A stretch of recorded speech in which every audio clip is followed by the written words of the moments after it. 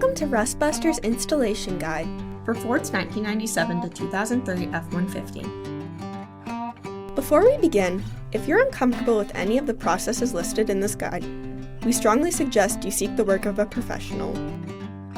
Ensure you have all the tools and utilities listed and that you're following all the manufacturer's safety precautions during use.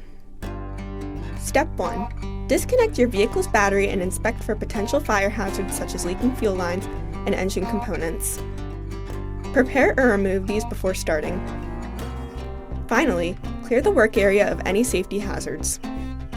Step 2. Remove or lift your bed out of the way. Cut and punch out the rivets retaining your factory spare tire crossmember.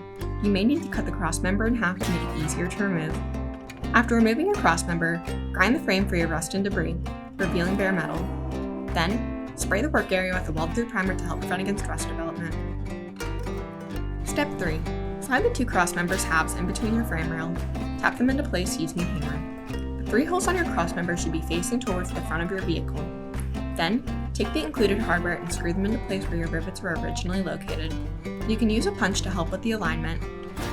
Next, take your support plates and slide it on top of your crossmember. Use the holes to help with the alignment. After screwing in all of your hardware, use a bar clamp to bring the frame rails closer together, aligning your 2 crossmember halves. Then, with a 14mm socket and 15mm wrench, tighten your hardware. Then, following proper welding procedures, tack weld your 2 crossmembers halves together before welding them on fully. Make sure to weld around the support plate to secure the part.